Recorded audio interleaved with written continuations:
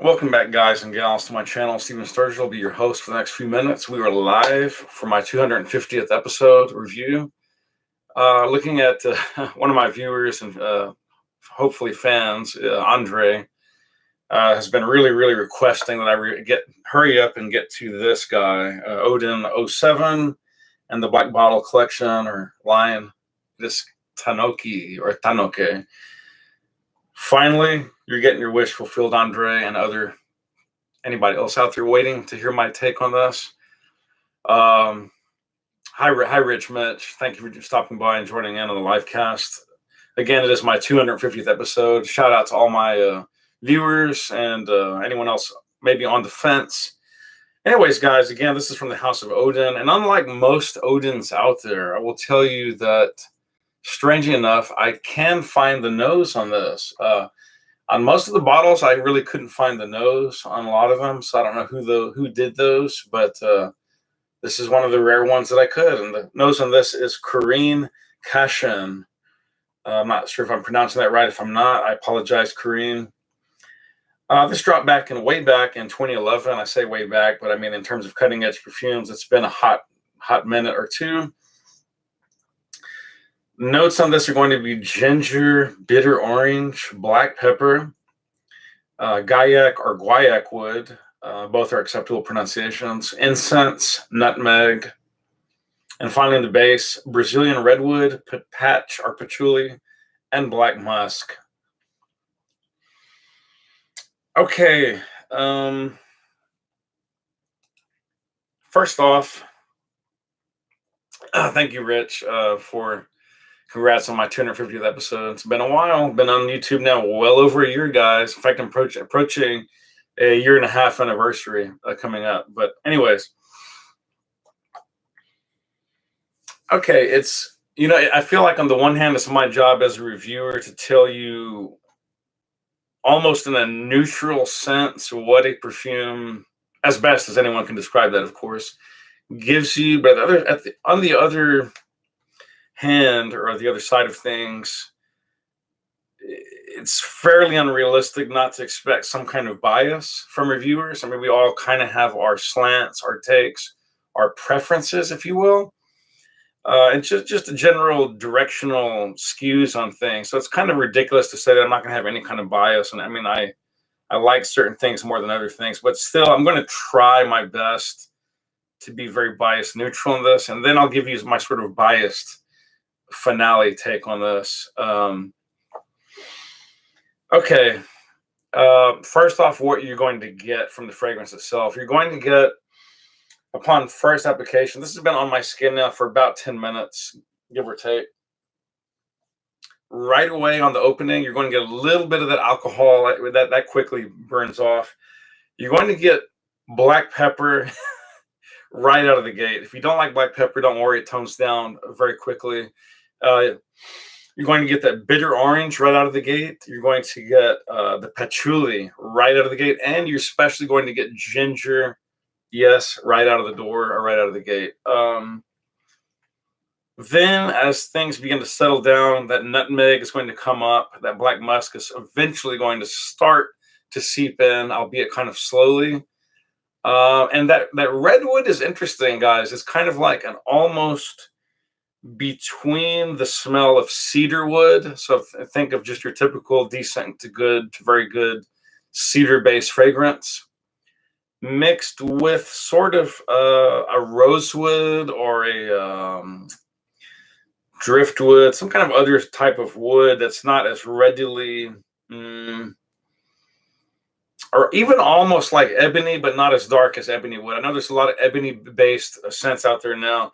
Not nearly that dark. Ebony wood has a very dark, ashy, almost slightly like burnt incense type smell or accord, or almost like a burnt caramel vibe, like deeply embedded into like a traditional sort of guaiac wood type smell. That's how I think of that ebony wood. This is not nearly that dark, but it's an interesting smell, that California redwood. You do get all this. The incense is fairly light, fairly modest. It's obvious, but it's not like in your grill. I've had way more powerful incense base smell. So whether I can tell you that you would be interested in this if you're a hardcore incense fan, not necessarily, because the incense here is very modest. It's very much just a supporting actor in this spectrum of notes. It's not really that impressive, as it were, and it's not really that front and center. It's there. It's obvious that it's there, but it's very quietly, it's very, very conservative. So there's that. And the bitter orange, like most citruses, yes, it vapes off after about first 30 to 45 minutes. It's really all but gone after the first hour, let us say. And it quickly dies down after the opening.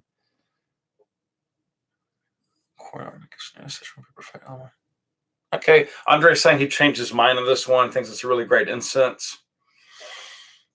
Yeah, it's very interesting. I don't know that it holds its own against the best incense fragrance out there, and I simply say that for a variety of reasons. One, and this is okay, enough for the neutral. That was my neutral play for this fragrance. It's interesting. It's well done. It's very well done to a point. More on that later. It's interesting conceptually, and I think it represents very decent value for purchase. Oh, one last thing before I get on my last mini rant about this or whatever, my closing remarks. This one is very, very, very difficult to source. And in fact, the only one that I could find online, unfortunately, was without the actual cartouche box or whatever. Traditionally, they come in these guys, right? These beautiful little sort of coffres, and talks all about it, ingredients list, blah, blah, blah.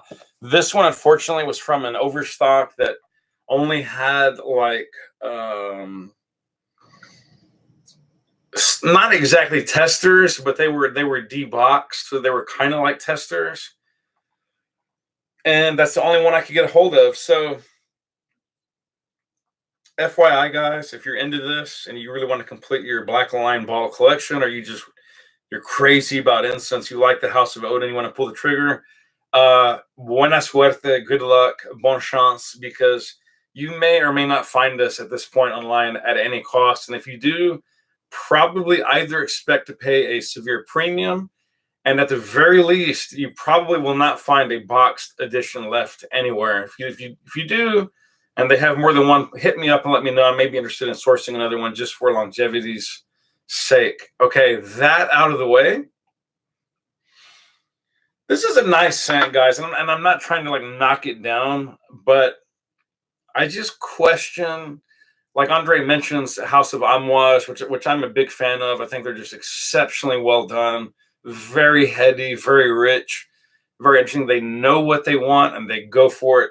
Here with the House of Odin, I feel like they try very interesting things, pretty good ingredients, pretty good to very good, let us say.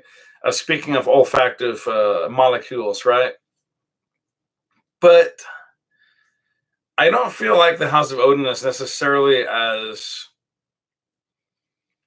focused, at least not in a Parisian French sense of style. It's don't get me wrong, I love the House of conception, I love the House of Odin, but when I get down to it and I start going scent by scent by scent, I don't really think they're as good as the better Creeds. I don't think they're as good as the better MFK, Maison Francis Kurkdjian.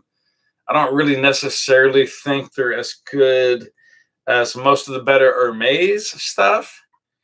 But, or even a lot of other niche fragrances like the House of Boys, for example, which we have yet to review this. Stick around, I'll review this soon. This is Vetiver Ambrato. I just had to say that in a foreign accent. But this is Boys 1920, which I freaking love the house. Awesome, awesome house. But let me just say, on the other hand, guys, this is sort of a avant-garde niche, very sort of cerebral, artsy-fartsy type of take. Odin is sort of very unique onto itself. They're not out to copy anybody. They don't copy anybody. They're not out to ape, or give you like a bargain basement scent that smells like Aventus or smells like GIT. That's Green Irish Tweed.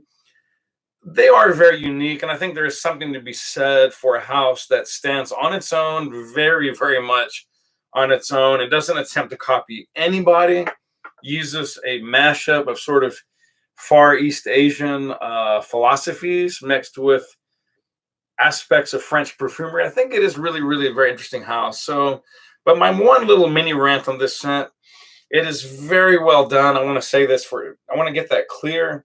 And the more I think about it, Andre, you're so right. This is a very worthy incense-based scent. And I do think the incense comes out more in the dry down than in the opening, if that makes sense. I think Andre would probably agree that incense accord sort of begins to ramp up through the dry down as that heart really begins to open up. Yeah, Rich Mitch points out that Boys 1920, the real patchouli is immense. I just love that freaking house of Boys 1920. Shout out to Sebastian of Looking, Feeling, Smelling Great. You got to check out his channel, guys. I love Seb. He's really turned me on to some great things. I love how passionate he is. I'm a little bit envious. He travels around the world. He goes to Paris. He goes to Moscow, and he samples all these just incredibly awesome niche and boutique scents. But at any rate, on the one hand, this is a really good scent. I think it really does present great value for money. If I had a little knock on it, though, it really, really is unisex, guys. If you're looking for something that's going to go masculine, this is not it.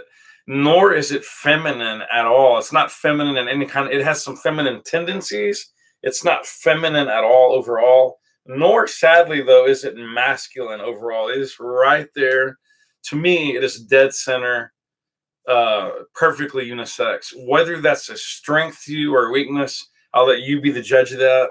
Some guys want something a lot more macho and masculine, and some people want something that skews definitely, obviously feminine. This is not that. This is dead center, even Steven, no pun intended. But okay, some slight negatives. I wish it was a little sexier. I wish it was a little bit louder. And I do wish that the pungency factor, the projection, was just a bit louder. I'm not saying it's weak, guys. Not at all. This is not a weak fragrance at all. It has plenty of carrying power, projection, sillage. But having said all that, by the fourth hour, I wouldn't have minded if it was pushing just a little bit stronger.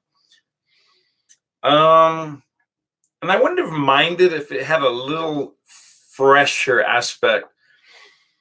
That ginger sticks around pretty well through the mid, but it's all but gone into the deep dry down phase, at least on my skin. I would have liked some cinnamon, and I wouldn't have minded if it had like a little ambergris or some other herbs to kind of amp up the earthy factor. But it's really, really well done for what it is, for sure.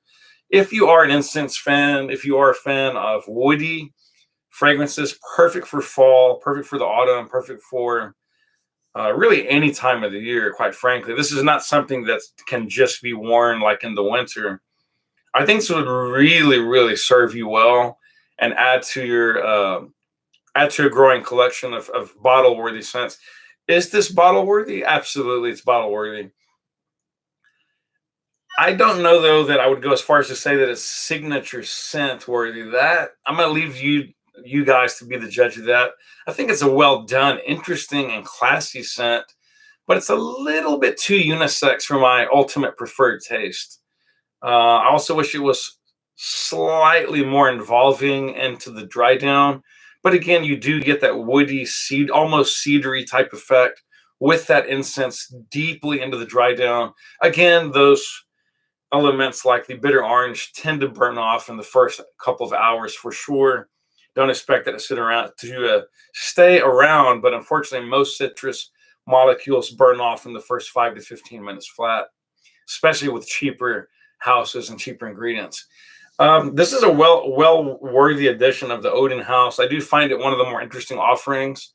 Just maybe slightly too unisex for my preferred ultimate taste. but it is really, really well done for sure. And if you like incense, you're probably going to like this quite a bit. That's going to do it, guys. Hit me up for the next episode. We'll probably be looking at Boy's 1920s Vetiver Ambrato, which we'll get into it, guys. Stick around for that. And thanks for the patience, Andre. I didn't mean to drag it out. I've been sick with allergies. Prior to that, I almost got a really bad cold. I staved that off, but the allergies, unfortunately, I've just been Benadrylling it up day in, day out to keep them at bay. That's why this is the first time I've been looking halfway and, more importantly, feeling that I could be presentable for this episode. It was definitely not intentional to drag out my Odin reviews this long. Definitely not an evil, dirty tactic on my part. I do apologize to my viewership who've been sticking around waiting for further Odin reviews. It's really not my style at all to do this. But at any rate, we'll probably round out. You know what? We'll round out the Odin reviews before we look at the Boys 1920, and then I'll give this guy a fair handshake for you guys. That we'll go ahead and knock out the Odin stuff, and we can move on, and viewership will be happy. Anyways, guys, thank you so much. Happy autumn to all of you. We are now into, what is it, day 4, I want to say, of official fall, at least here in the States. Weather's about to turn. It's not yet quite taken the turn that we want it to, but I would say in about another week and change, we should see a nice little dip down about 2 to 3 degrees Celsius and about maybe 10 to 15 degrees Fahrenheit for you guys like me that are stuck in Fahrenheit land. Anyways, guys, take care. Love you all. Channel is growing, albeit slowly, but we're getting there. Thanks so much. Thanks for stopping by, Rich and Andre, and we'll see you down the road of life, hopefully down the road of YouTube. By the way, guys, let me know what you think for the next episode about the fact that YouTube just took away messages. We can no longer leave any kind of messages directly to a YouTuber's channel. We can only find their listed email and try to contact them that way. I think that's a little bit controversial. I'm not a fan at all, personally, the fact that they've taken away messages. I can no longer just easily, casually head up other channel, YouTubers and say, what's going on? Do you want to do a mashup? Let me know what you think. I'm sure some of you out there have your own channel or your own review pages out there in Fragrantica or what have you. Let me know what you think about that in the next episode or so, and we'll touch base. If you like, please subscribe, click the bell for future updates, and we'll see you next time. Thanks, guys.